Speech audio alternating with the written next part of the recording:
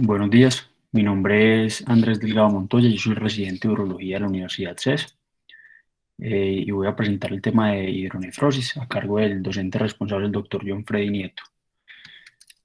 Entonces, eh, con el contenido de la charla voy a hablar algo de las generalidades de la hidronefrosis y de la uropatía obstructiva en general, de la fisiopatología, diagnóstico y tratamiento. Entonces, como generalidades, tenemos que ver que la uropatía obstructiva es cualquier obstrucción del tracto urinario, ya sea por causas estructurales o funcionales, pero algo que bloquee o reduce el flujo urinario, que debe ser anterógrado en condiciones fisiológicas, y puede ocurrir en cualquier parte del tracto urinario. Esto lo que va a generar es que haya un aumento de las presiones hidrostáticas en el sentido en el sentido proximal al sitio de la obstrucción. Entonces esto va a generar una dilatación de las cavidades y esto va a ser llamado hidronefrosis, que se va a generar como mecanismo de defensa o compensatorio para mantener una presión intraluminal. Entonces, la uropatía obstructiva pudiera resultar en daño del parénquima renal, y dicho daño, ya sea funcional o cambios anatomopatológicos, se dominan nefropatía obstructiva cuando ya se pueden evidenciar. Pero la hidronefrosis y la uropatía obstructiva no son términos que son intercambiables. Es decir, pudiera haber dilatación de las cavidades colectoras de los cálices de la pelvis renal sin haber obstrucción, y también pudiera estar obstruido un tracto urinario en ausencia de la hidronefrosis. Y para saber o no si esto es permanente o no, esto es muy variable, pero generalmente se habla de que la recuperación de la función renal se relaciona inversamente con la duración de la obstrucción, con la duración de la obstrucción y la gravedad de esta obstrucción, por lo que, y por eso es que hay que resaltar el diagnóstico precoz y el tratamiento para conservar esa función renal y evitar, pues, secuelas a largo plazo.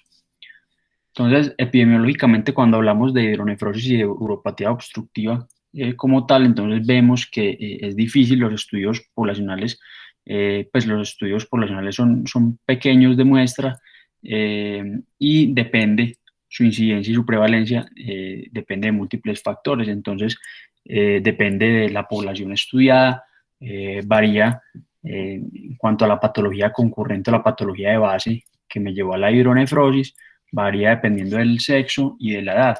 Y el problema es que los estudios epidemiológicos que tenemos actualmente se basan en estudios de poblaciones especiales, es decir, no hay un estudio general, sino que es estudio en poblaciones muy específicas, es decir, pacientes hidronefrosis en pacientes con embarazos de alto riesgo, o estudios en autopsias de ciertas poblaciones generales, por lo cual es difícil predecir el comportamiento epidemiológico de esta entidad. Pero se sabe más o menos en los estudios grandes, de 59.000 autopsias de personas de todas las edades, pero un estudio heterogéneo, se sabe más o menos que la incidencia es la prevalencia, perdón, es del 3,1% de forma global, y se sabe que hay ciertos cambios según la edad. Entonces, en pacientes menores de 20 años, pues no va a haber ningún predominio por el sexo. Paciente que tenga hidronefrosis menor de 20 años va a ser por igual, tanto en hombres como en mujeres. Mientras que en los pacientes entre los 20 y los 60 años, va a ser más en la población femenina, por el embarazo y por las malignidades ginecológicas, porque casi que el 85% de las embarazadas van a tener algo de estasis urinaria y van a tener algo, pues, como de hidronefrosis asociada. Mientras que en los hombres es más común la hidronefrosis cuando es en la población mayor de 60 años, principalmente por uropatía obstructiva baja, por enfermedades prostáticas o de la uretra. Pero lo que sí se sabe es que la uropatía obstructiva es responsable, es la causa más o menos del 10% de los casos de falla renal, pues, o de enfermedad renal crónica. Pero es que también va a depender, no es lo mismo tener un tracto urinario obstruido completamente o parcial, o una hidronefrosis que sea aguda versus una hidronefrosis crónica, o también cambia si es unilateral o bilateral, si es congénita o es adquirida, y si se asocia infecciones o no se asocia infecciones, porque pues, las infecciones van a tener más morbimortalidad. Entonces, generalmente los pacientes a los cuales nos enfrentamos van a tener obstrucciones que van a ser parciales y van a ser prolongadas en el tiempo. O sea, es muy raro el paciente que consulte con una obstrucción completa y que sea aguda, o sea, que no haya nada de paso de orina, es bastante raro. Sin embargo, como los estudios de hidronefrosis casi siempre, pues casi todos se han hecho en población animal, pues son estudios animales. Los estudios sí eh, son realizados pues, en el contexto de obstrucciones completas o obstrucciones agudas, por lo cual hay algunas cosas que son difíciles de extrapolar a los humanos, pues porque la presentación es un poco diferente. Pero entonces, ¿cómo altera una obstrucción, una uropatía obstructiva completa? Entonces, lo que se va a generar es aumento, pues va a afectar el flujo vascular renal como mecanismo compensatorio, va a afectar la filtración glomerular y va a afectar la función tubular y el manejo pues, de los solutos por los túbulos renales. Y todo esto es secundario a cambios anatómicos tanto en los vasos sanguíneos como en los glomérulos y los túbulos renales. Pero entonces, ¿qué es lo que pasa? Es que al haber un aumento de la presión en los túbulos por la hidronefrosis, llega un punto en que, a pesar de que se dilate, las cavidades renales no van a poder mantener unas presiones normales, entonces se van a elevar las presiones intraluminales del sistema pielocalicial, aumentando la presión tubular, lo cual va a disminuir la tasa de filtración glomerular. Entonces, digamos que la nefrona responde como mecanismo compensatorio con un aumento del flujo sanguíneo renal por una vasodilatación durante los primeros 90 minutos, posiblemente mediado pues, por óxido nítrico y otros mecanismos vasodilatadores intrínsecos, pero después a las 24 horas hay una caída del flujo renal y si persiste elevada la presión ureteral durante más de 24 horas, ya se va a generar pues, el, el cambio en la función renal. Entonces, en esta gráfica vemos en el eje, en este eje, pues el porcentaje de presión, pues, y en este eje el tiempo. Entonces, vemos que a mayor tiempo, en la fase inicial, cuando hay aumento de la presión ureteral, se aumenta inicialmente, hay un pico de aumento en el flujo renal como mecanismo compensatorio, pero al final, si no compensa, pues si no se libera la obstrucción, si no se libera la hidronefrosis, el riñón no va a lograr compensar, se disminuye el flujo renal y se disminuye completo, pues se disminuye significativamente después de las 2 horas la tasa de filtración glomerular de esa unidad renal. Entonces hay diferentes fases. Digamos que uno puede dividir esto, ese fue el resumen, pero digamos que uno puede dividir esto en diferentes fases. La primera fase es la fase hiperémica, temprana. Van a ser en las primeras 2 a 3 horas de la obstrucción, pues cuando se presenta la obstrucción es una vasodilatación de la arteriola aferente, posiblemente mediado pues, por prostaglandinas, por regulación de la mácula densa y por un reflejo miogénico directo o por una interacción entre estos tres mecanismos. Entonces, lo que pasa es que el riñón, si es unilateral, si es una obstrucción unilateral y el paciente tiene un riñón contralateral sano, la obstrucción va a llevar a un aumento en la actividad nerviosa eferente del riñón derecho. Esto lo que hace es que se acompaña de disminución en el flujo del riñón contralateral, por eso es que vemos una caída tan abrupta pues, de la filtración después de las 24 horas. La segunda fase es la fase de vasoconstricción tardía. Es cuando ya definitivamente no se libera la obstrucción y ya se produce la vasoconstricción, y todo esto hace que se genere una regulación de la filtración glomerular como respuesta pues a la obstrucción. Y lo que va a permitir también estos mecanismos de defensa es que haya una recuperación posterior a la liberación pues, de la obstrucción. Y se ha visto más o menos que si uno, pues, si una unidad renal logra desobstruirse, pues uno logra desobstruir y liberar la hidronefrosis antes de los 7 días, hay una recuperación completa en la mayoría de los pacientes y es inversamente proporcional pues al tiempo. Entonces, si se libera hasta los 14 días, el 70% de los pacientes van a recuperar la función renal, a las 4 semanas el 30% de los pacientes, y se sabe que a las 6 semanas pues ya el riñón está perdido funcionalmente y pues casi que el 0% recupera algo de función.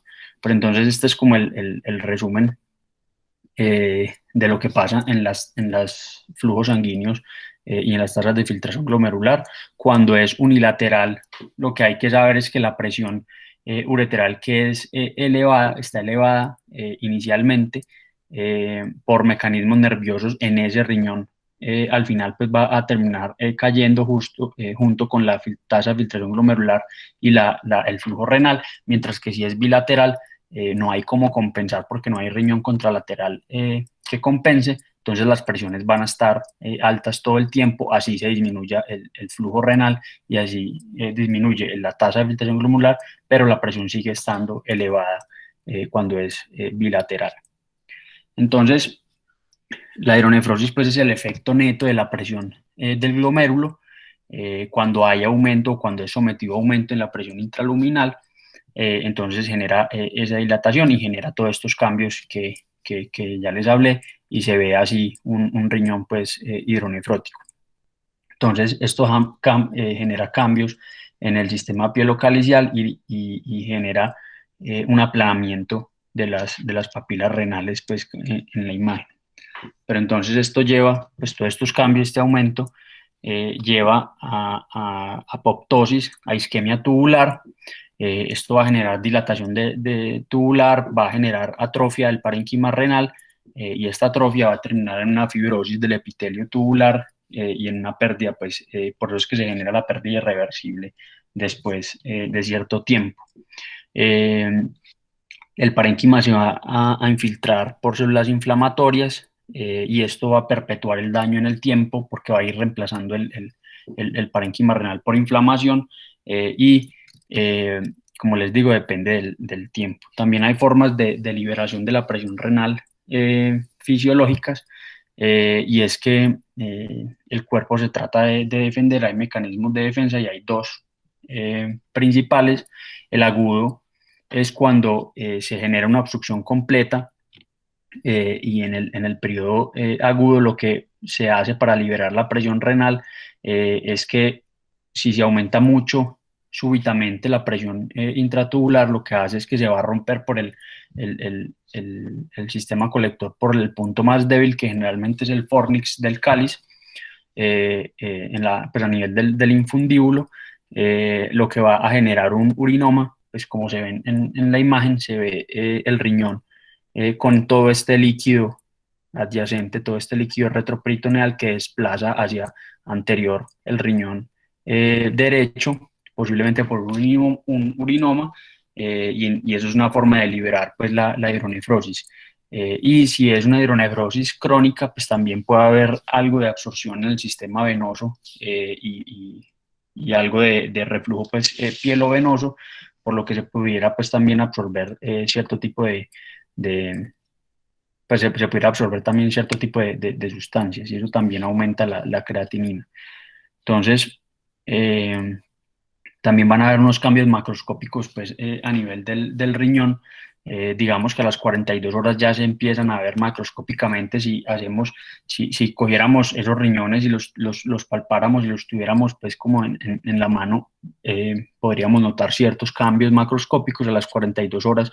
Vemos un riñón con dilatación del sistema colector, abombamiento de las papilas o un aplanamiento de las papilas por el aumento en la presión. A los 7 días ya el parénquima está hematoso, como se ve en la imagen, se ve un parénquima con edema inflamado por el aumento de las células proinflamatorias. A las 3 semanas más o menos empieza el adelgazamiento medular y la última fase es una atrofia con un riñón aumentado de tamaño, apariencia quística, tiene menor peso y es lo que llamamos una bolsa hidronefrótica como la vemos pues en la imagen, que se ve una dilatación con un parénquima pues sumamente atrófico y casi que inexistente pues. Y a nivel microscópico, entonces también vemos fibrosis de los túbulos intersticiales, apoptosis y muerte celular por el aumento en la presión. Esto va a generar una proliferación de fibroblastos. Los fibroblastos van a aumentar, pues van a hacer que se aumente la producción de colágeno, va a haber un desbalance en la matriz extracelular y va a llevar últimamente pues va a llevar en su forma final pues a una glomerulosclerosis tubular. Y, perdón, sí, a una glomerulosclerosis. Entonces, hay que saber pues que la uropatía obstructiva o la hidronefrosis puede ser causada cuando hay obstrucción en cualquier parte del tracto urinario, como ya mencioné. Entonces hay que saber las causas ureterales, causas vesicales, prostáticas o de la uretra, y digamos que dependiendo de la presentación, esto me va a orientar a la causa. Entonces, cuando la causa sea ureteral, unilateral, generalmente solamente va a haber hidronefrosis en un solo lado. Cuando ya se trate de tumores vesicales o de causas vesicales que comprometan el trígono, pues pudieran tener hidronefrosis bilateral. Generalmente la patología prostática y la uretral, por ser infravesical, también se va a aumentar. Pues el mecanismo de fisiopatológico es que aumenta las presiones intraluminales de la vejiga, lo que hace que haya un reflujo pues, urinario y haya hidronefrosis bilateral. Entonces, digamos que la presentación también me va a orientar. Entonces, son todas las causas pues, de hidronefrosis, son muchas, es una lista pues, bastante larga, pero el resumen es eso: todo lo que genere una estasis urinaria en cualquier parte del tracto urinario me va a generar esa hidronefrosis proximal. Y el diagnóstico, hay una clínica, pues clínico es difícil porque hay un gran abanico de posibilidades, el espectro es bastante amplio y hay pacientes que pudieran tener hidronefrosis pues asintomáticas, mientras que hay otros que sí debutan con el cólico nefrítico clásico, pues que es el dolor en el flanco o en la región lumbar que se irradia al flanco y a los genitales ipsilaterales. Pacientes que también debutan con hematuria, hipertensión de difícil manejo e infecciones urinarias. Pero entonces hay que orientar el diagnóstico. Entonces deberíamos solicitar siempre un hemograma y un ionograma para descartar trastornos, pues, por lo ya mencionado, citoquímica de orina, reactantes de fase aguda, para descartar infección asociada, y es importante pedir el FENA, pues calcular la fracción excretada de sodio, porque esto me va a ayudar a saber si una alteración o una injuria renal es de causa prerrenal, si es renal o si es porrenal. Entonces se calcula pues como la creatinina plasmática por el sodio urinario dividido el sodio plasmático por la creatinina urinaria, y generalmente pues cuando es posrenal, cuando mi hidronefrosis pues es por causa, pues, o la enfermedad renal es por causa posrenal, se va a asociar a hidronefrosis y a un FENA mayor del 4%, lo que me va a orientar más en el diagnóstico. Entonces, en cuanto a las imágenes, hay que saber que tenemos una gran variedad de imágenes que pudieran utilizar y depende de cuál usar, dependiendo de la sospecha diagnóstica, dependiendo de los niveles pues, o de las dosis de radiación a los cuales pudiera someter al paciente y de la función renal para saber si el paciente se beneficia o no de contraste, o si se le pudiera pues, aplicar o no, realizar pues, estudios contrastados. Entonces, digamos que la urografía excretora intravenosa es un estudio que es bastante antiguo. Lo que se hace es unos rayos X simples de abdomen y se hace inyección de medio de contraste y se empiezan a tomar placas simples a los 5, 10, 15 y 20 minutos para ver cómo se marca pues el riñón y cómo se ve la excreción del riñón en las últimas fases, en las fases tardías. Tienen ciertas ventajas, y es que marca la anatomía renal y de las vías urinarias y también muestra la función, porque si está captando pues el medio de contraste es porque el riñón está funcionando. El problema es que se utiliza medio de contraste que es nefrotóxico, puede ser alergénico, y en pacientes que ya tengan alterada la función renal, pues pudiera no ser bueno contrastarlos. Requiere ayuno más o menos de 6, perdón, de 12 horas y preparación con laxante para evitar pues, la transposición la interposición, perdón, de las gases intestinales. También no es fácil de interpretar, es un estudio que requiere conocimiento pues, y experiencia con esto, digamos que lentamente ha sido eh, eh, reemplazado por los nuevos estudios, pues por los nuevos métodos imagenológicos. Pero esto es una urografía excretora.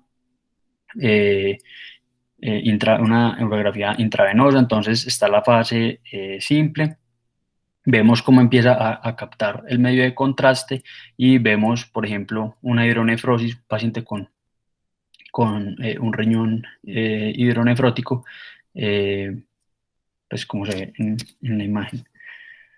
La pielografía también consiste en el mismo método de imagen, son unos rayos X de abdomen en AP, pero inyectando contraste a través de un catéter directamente en las cavidades colectoras. Esto me permite mejor detalle anatómico porque va a llenar todo el contraste, va a estar en el sistema pielocalicial y se puede hacer vía retrógrada o vía anterógrada. El problema es que es un examen que pues es un poco más dispendioso porque requiere un urólogo para hacer la retrógrada, pues, o un radiólogo también para hacer la anterógrada, entonces no es como tan sencilla de hacer. Requiere instrumentación de la vía urinaria porque hay que realizar una cistoscopia, hacer un cateterismo ureteral y realizar, pues, inyectar el medio de contraste, o si la quiere hacer anterógrada, requiere pues una nefrostomía percutánea y un catéter de nefrostomía. También se inyecta medio de contraste. En esta imagen pues vemos dos pielografías. Esta imagen de la izquierda vemos que es una pielografía retrógrada. Aquí vemos el ureteroscopio en la imagen y vemos cómo este es el catéter, y vemos cómo se está inyectando retrógradamente el medio de contraste y cómo pinta todo el uréter y todas las cavidades colectoras, mientras que en el lado derecho vemos que es una pielografía anterógrada. Aquí vemos el catéter de nefrostomía, pues el catéter de la nefrostomía, vemos cómo están inyectando el medio de contraste de manera anterógrada y vemos una hidronefrosis con dilatación del uréter, y aquí vemos cómo se amputa el uréter a nivel del uréter medio con una hidronefrosis proximal a esta dilatación. Entonces, también podemos hacer uretrografías si ya la obstrucción pues, o la hidronefrosis es generada por una patología pues, uretral. Se utiliza en cualquier trauma de uretra, en las estrecheces uretrales o en las valvas uretrales posteriores, y es el estudio de elección pues, para la uretra. ¿Por qué? Porque me va a permitir, además de ver el sitio de estrechez, me va a permitir ver la longitud, la localización. El problema es que también es realizada pues, por urología, entonces no está disponible pues, en todas partes, pero esto es una uretrografía normal para descartar pues, una hidronefrosis. Vemos cómo se llena toda la uretra de manera homogénea, y pues, en este lado vemos como una uretra arrosariada con múltiples sitios de estrechez, lo cual va a generar aumento de las presiones intravesicales y una hidronefrosis bilateral. La ecografía, digamos que también se puede utilizar para diagnosticar la hidronefrosis. Tiene ciertas ventajas, y es que no es un estudio contrastado, es económico, está disponible casi que en todos los lugares. Me va a dar información anatómica que aunque no es muy detallada, pues me ayuda a orientar. El problema es que tiene un valor predictivo positivo para la hidronefrosis muy bajo, y más o menos el 50% de las ecografías, pero los pacientes con hidronefrosis van a tener ecografía normal. Y por eso es que, digamos que se ha desarrollado o ha tomado tanta fuerza el TAC de abdomen.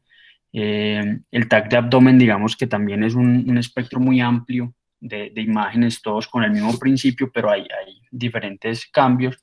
Y me gustó esta imagen porque representa que un TAC de abdomen, hay muchos tipos de TAC de abdomen, y aunque es lo mismo, dependiendo de uno donde lo mire, pudiera ser diferente.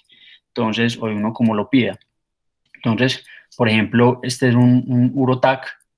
El urotac es un tac de abdomen en prono y es un tac simple, no tiene contraste. El urotac nunca es un estudio contrastado. Esto me ayuda a ver la hidronefrosis y me ayuda a localizar el sitio de estenosis, pues, o el sitio de obstrucción que me esté generando la hidronefrosis.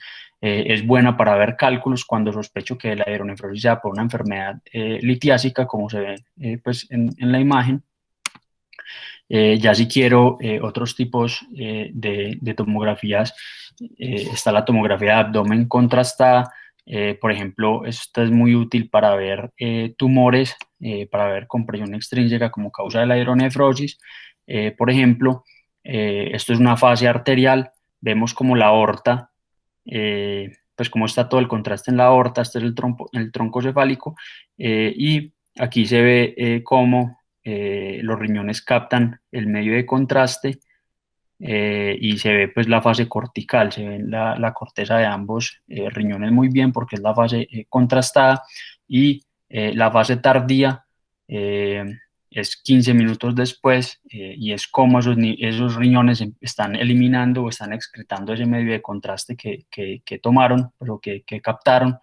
Entonces ya me logra delimitar pues todo el uréter, todas las cavidades colectoras, los cálices, el uréter, hasta la vejiga. Entonces, por ejemplo, en este caso, vemos como la hidronefrosis es secundario a un tumor de vejiga. Vemos como la vejiga llena, toda la vejiga llena de medio de contraste, y tiene un tumor que me está generando la hidronefrosis. La resonancia magnética también es bueno, pues no usa radiación, pero también pudiera ser o no contrastada. Es buena en pacientes con enfermedades renales o que sean alérgicos al contraste, porque a pesar de que no es contrastada, me va a dar un mejor detalle anatómico porque tiene mejor detalle de los tejidos blandos. Entonces me pudiera dar información con respecto pues, a la hidronefrosis.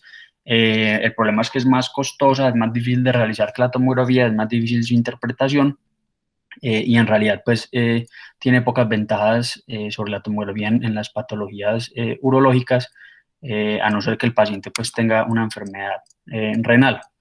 Y también podemos utilizar para el diagnóstico de la hidronefrosis pero cuando se sospeche pues una uropatía obstructiva, pues métodos de medicina nuclear. Entonces, los métodos de medicina nuclear son estudios que son funcionales. El problema es que definitivamente no me va a dar un detalle anatómico. Este es el detalle, pues esta es la imagen anatómica de una gammagrafía versus una tomografía con reconstrucciones 3D, pero sí me va a dar un buen detalle, pues una buena información funcional.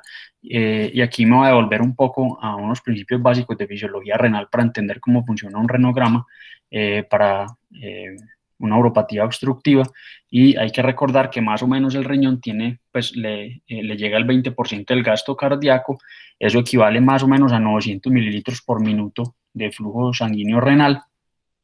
De esto filtra 180 litros al día, pero uno orina más o menos entre 1 y 1,5 litros al día. Esto significa que se debería reabsorber entre el 98 al 99% de lo que se filtró. Pero además de lo que se filtra, pues además la orina, pues además de que está lo filtrado, también está lo secretado por los túbulos. Entonces es importante porque Si uno conoce esto, uno sabe que en la medicina nuclear el radiotrazador puede ser o filtrado o secretado. Y esto me va a dar ciertas diferencias. Entonces hay tres radiotrazadores, tres radiofármacos principales en las gammagrafías. Está el DTPA, el MAC3 y el DMSA. La diferencia es que, por ejemplo, el DTPA se filtra, entonces me habla de función renal porque se está filtrando, y también se excreta. Entonces, uno puede ver si el paciente, si el riñón está funcionando bien porque lo está filtrando y si está obstruido o no porque lo está eliminando. El MAC3 se secreta, entonces también me habla de función renal y digamos que el MAC3 es el método ideal en pacientes con falla, pues con trastornos de la filtración glomerular, y el DMSA que se fija, ni se filtra ni se secreta, sino que va y se fija al túbulo.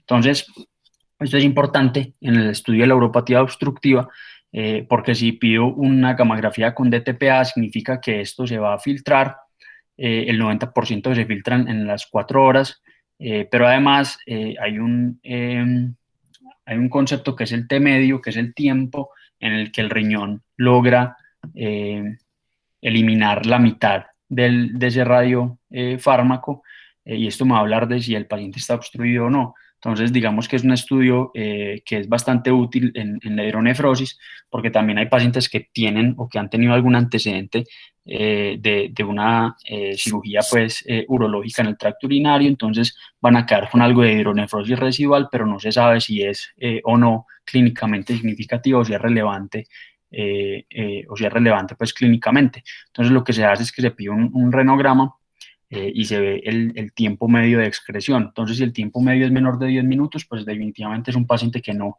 está obstruido. Entre 10 y 20 minutos es indeterminado y más de 20 minutos, si esa unidad renal se demora más de 20 minutos en excretar el fármaco, es porque está obstruido. Y además, uno tiene que saber que hay tres fases pues, del renograma. Está la fase de perfusión o la fase, sí, la fase de perfusión renal, que es cuando llega el fármaco, el pico cortical, que es cuando se extrae, y el excretor. Entonces eso me va a ayudar a saber si fisiológicamente, funcionalmente, perdón, el paciente también está obstruido, y esa es la causa de la hidronefrosis en casos donde no haya certeza pues, anatómica. El tratamiento, entonces, hay cuatro pilares grandes del tratamiento pues, de la hidronefrosis y de la uropatía obstructiva, y es que al paciente hay que manejarle el dolor. El dolor se maneja pues con analgésicos comunes, siempre teniendo en cuenta pues la función renal. Es importante derivar la vía urinaria, porque como les mencioné en la fisiopatología, el aumento de la presión intraluminal es lo que va a generar el daño, entonces tengo que liberar esa presión, el control de líquidos, y tratar la causa pues, de la hidronefrosis. Entonces, una vez determino que existe una hidronefrosis, entonces hay dos maneras de derivar el tracto urinario superior. Si la causa es del tracto urinario, pues, pues si tiene dilatación del tracto urinario superior, y es la nefrostomía o el catéter doble J. La nefrostomía es un catéter percutáneo que va directamente a la pelvis renal. Generalmente pasa a través del cáliz inferior, pues por aspectos pues, técnicos de seguridad, y se drena directamente la orina desde la pelvis renal. Y el catéter doble J es otro mecanismo de derivación. Como su nombre lo dice, pues tiene una J proximal y una J distal, y esto lo que permite es que tenga un mecanismo de autorretención, lo que hace que se logre derivar la orina desde el riñón hacia la vejiga, y que no se salga pues el catéter. Eh, el problema pues digamos que hay ciertos, aunque las tasas pues de derivación o de éxito son similares, son muy comparables, cada uno tiene pues sus pros y contras. El catéter doble J pues va a ser puesto por urología. Entonces, bueno, cuando el radiólogo intervencionista no está disponible, porque la nefrostomía implica pues un radiólogo intervencionista, en pacientes que tengan coagulopatías, o tengan pues trastornos de la coagulación, es bueno hacer un catéter doble J, porque pues en realidad, aunque se instrumenta, no, el riesgo de sangrado es mínimo. cuando tiene hidronefrosis mínima, y esto es importante porque como la punción para la nefrostomía se hace guiado por fluoroscopia, en pacientes que no tengan tanta hidronefrosis va a ser más difícil la punción, entonces se pudiera generar un daño cuando se trate de puncionar el riñón, y también hay anatomías pues difíciles para la punción. Eh, pero en realidad pues son métodos de derivación urinaria similares y tienen tasas de éxitos similares y comparables, y lo importante siempre va a ser liberar la presión de ese sistema pielocalicial.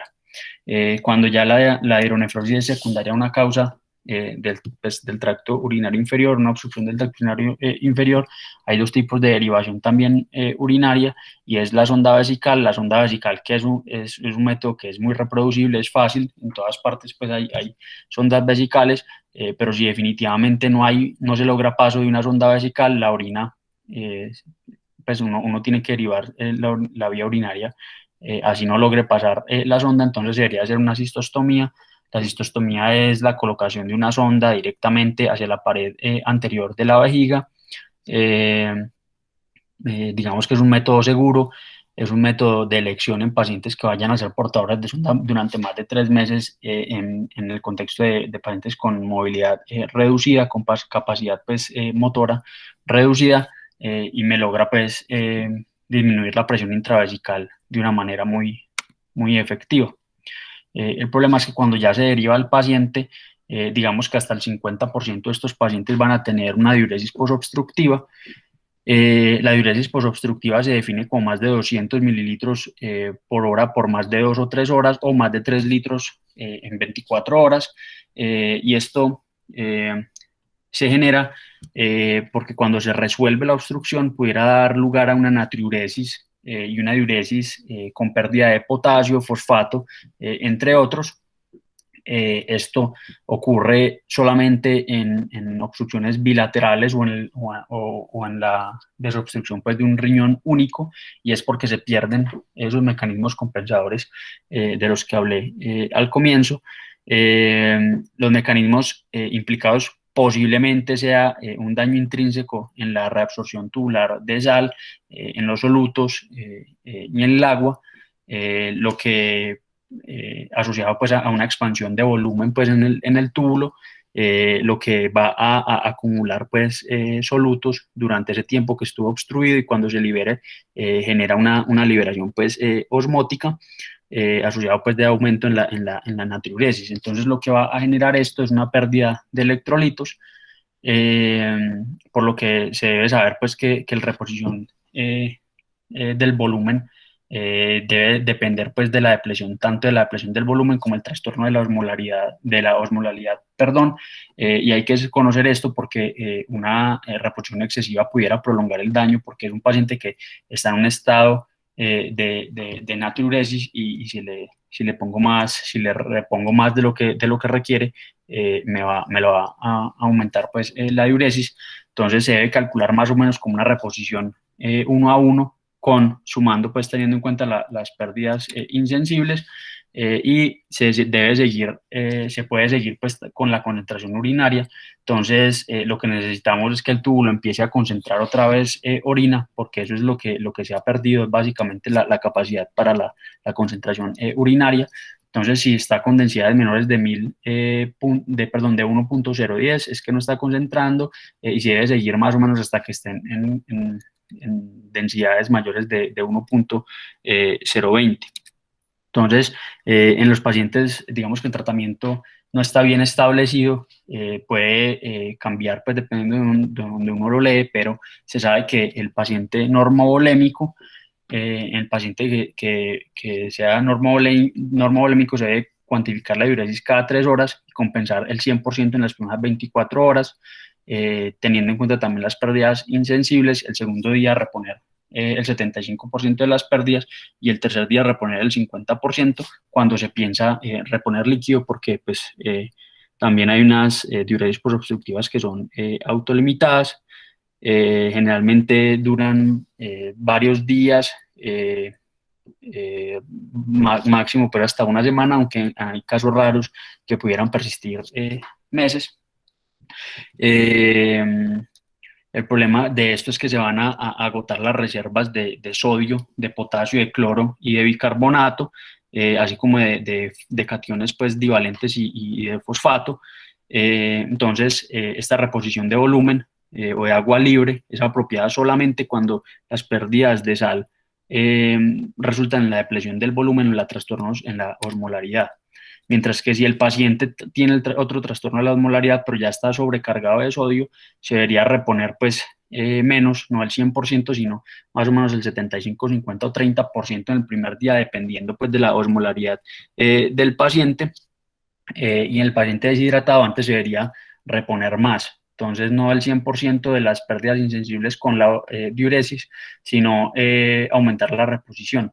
125, 150% para garantizar pues un balance negativo. Entonces, generalmente en caso de diuresis masivas, las tomas deberían repetirse hasta 4 veces al día y se debe ir ajustando periódicamente los fluidos de reposición según sea necesario porque va a cambiar según el estado de natriuresis y la osmolaridad pues, del paciente. Pero eso es como en términos generales.